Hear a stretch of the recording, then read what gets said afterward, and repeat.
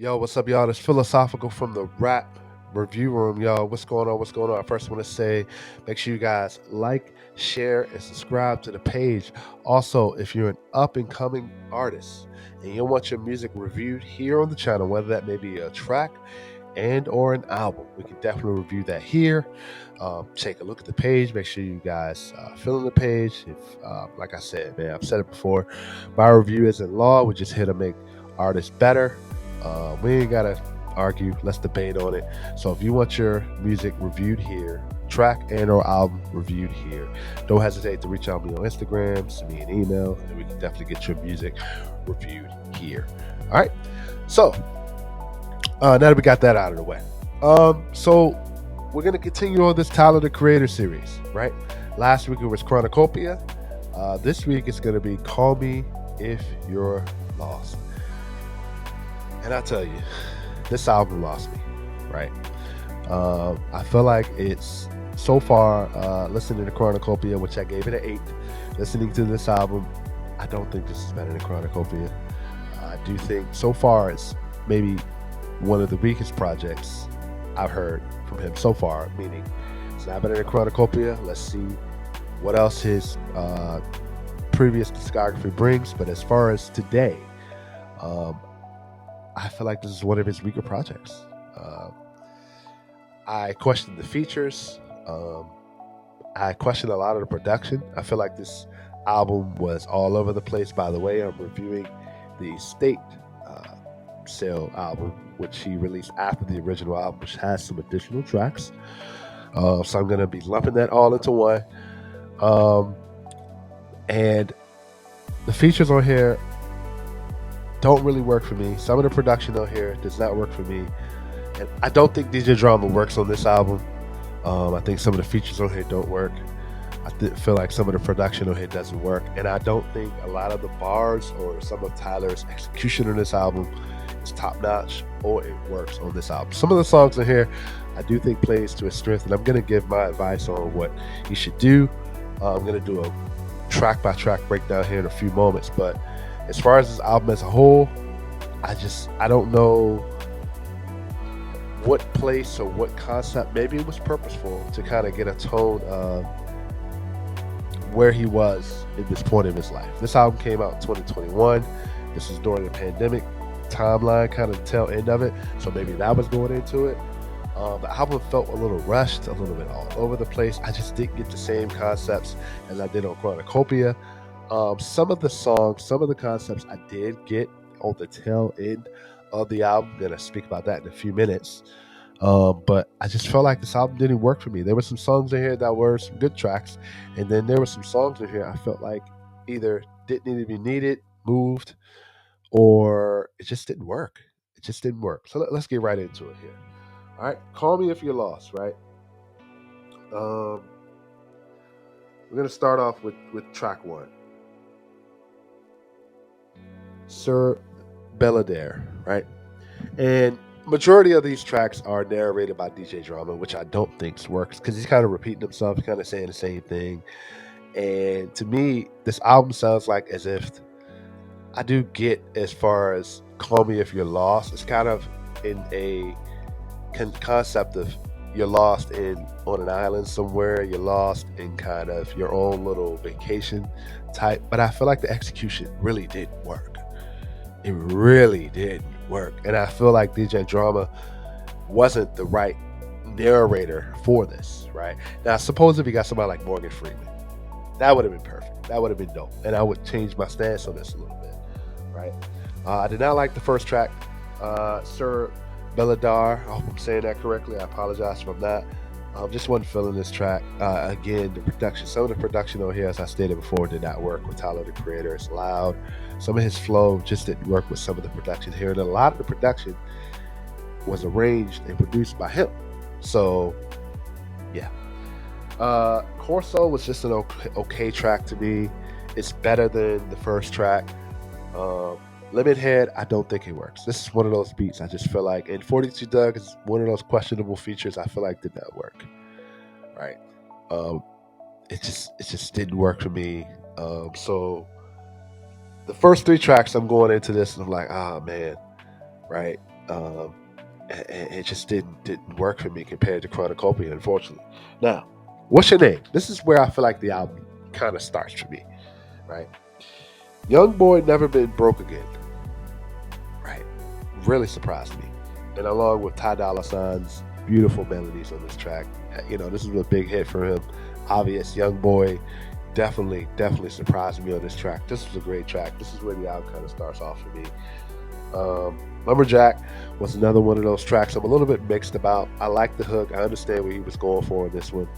I did not like the flow. Again, a lot of the loud beats that Tyler Creator does, it just doesn't fit, in my opinion.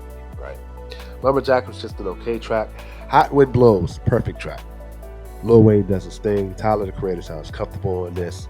This was a great track. This is one of the standout tracks on the album. Massa, I'm a little bit mixed on this track. I feel like we're kind of getting into territory where he's kind of talking about himself. He's kind of saying, I'm the Massa. And I don't think I like the production, but I like kind of what he was saying on this track. Run It Up, again, Tizo Touchdown.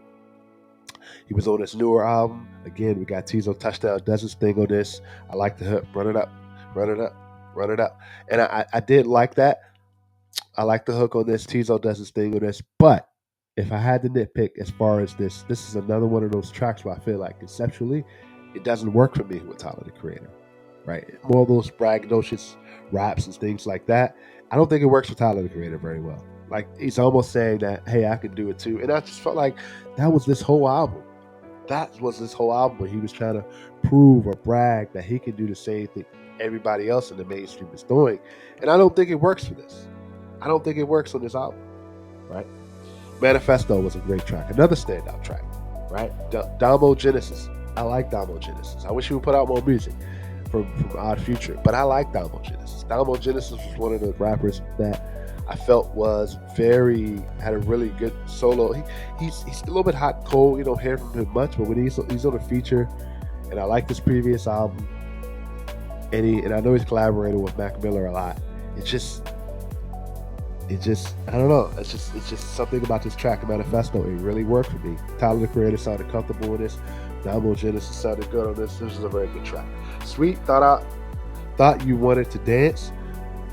Brent Fayez does the sweet part of this track is good, but we're entering 9 minutes on the track. I feel like this track was way too long and went on way too long. That was one of the complaints I had on Chronocopia, and I understand the formula, bringing that formula to the next album. Now I kind of understand where it's coming from. I feel like this track was a little too long. Brent Fayez did his thing.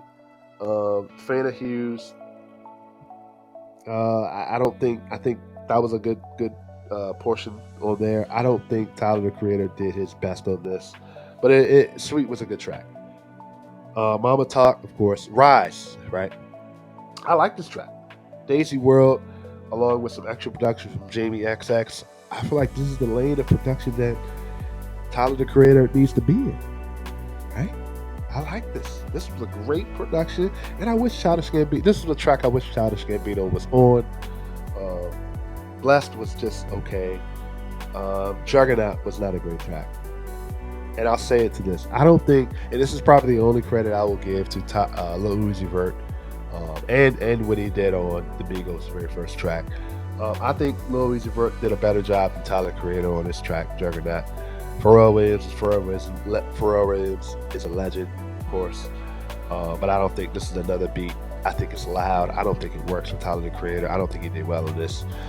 Questionable bars from Lil Uzi Vert, but I do think it was a little bit better sonically, sound-wise, flow-wise, execution than Tyler the Creator on this track. Wilshire. I'm a little bit mixed on Wilshire. I do think this is where we get into more of the conceptual Wilshire here, where he's kind of talking about relationships, entering relationships, kind of what daydreaming on what it is like to be in relationships. And a lot of these tracks after Wilshire kind of goes into that, like I said, being lost on an island. Call me if you're lost. It's as if, you're on an island, you're lost, you're on vacation. And I don't think the execution did very well on this. Wilshire, I'm a little mixed about. I like it, but I'm a little mixed on it. as far as some of his lyrics, some of the things he was saying on this. Safari, again, was a perfect track. I feel like Childish Gambino should be on, right? I like Safari.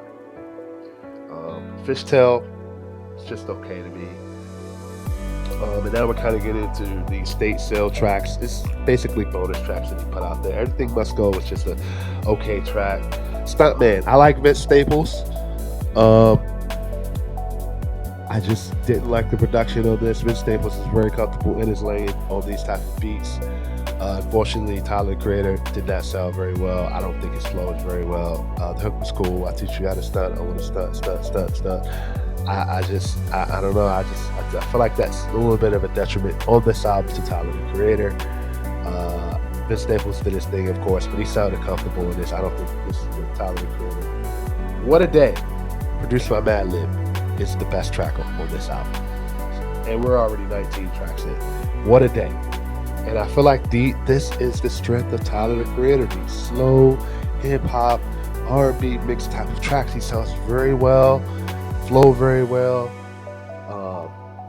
conceptually good. If he would have started with this, perfect, right? Wharf Talk, another track that kind of goes into that perfect sound, experimental track, R&B track. A$AP Rocky sounds really good. Standout versus A$AP Rocky. Dogtooth was just okay. Heaven to Me is another standout track produced by Kanye West.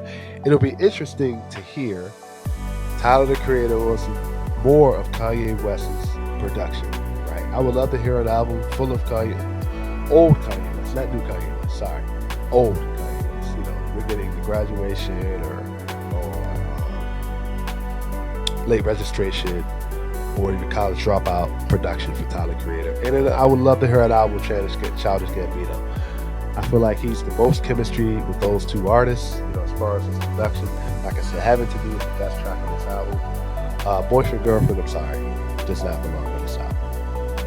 Right? Does not belong. This is probably the weakest track on this album by far. Right? And Sorry Not Sorry again,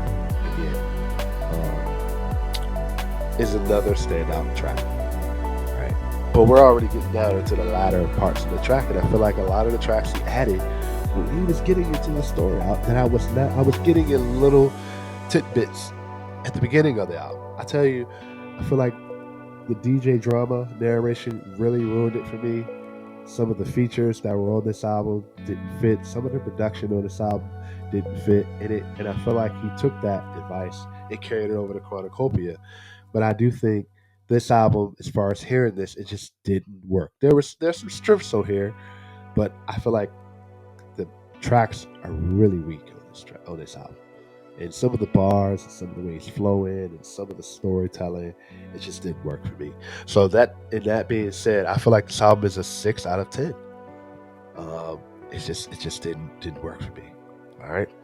Let me know what you guys think about this album. What did you guys feel about this album when you guys listened to it? If you've gone back and listened to it, if it's in your constant rotation. All right. Keep following me here for the Tyler the Creator series. Next week, we're going to be going into Igor. All right. Igor. Everybody's been telling me to kind of go into this album. And I'm really interested to see how this album plays out. But as of now, Cornucopia, I gave it 8. This album, Call Me If You're Lost, and give it a 6 because of the obvious reasons. Definitely continue on with this Tyler the Creator series. Also, like, share, and subscribe. Also, if you're an artist, up-and-coming artist, and you want your music reviewed here, whether that may be a track and or an album, you want an honest, authentic feedback to your music where we definitely review it here, honest and authentic. I give you my feedback. It's not law. We ain't got to argue. Let's debate on it. Definitely here to make artists better. All right. Like I said, man, continue on this series for the Tyler the Creator. We're going to be going into Igor next week. I hope. Let me know what you guys thought about this album. Call me if you got lost. I just felt this is probably an album I would not return to. I really wasn't feeling. Cornucopia, I probably would return to that one. And this is kind of the same feedback I gave on his newer album, except this one I felt like was a little bit weaker. All right. I'm Philosophical from the Rap Review Room, y'all. I'm out, y'all.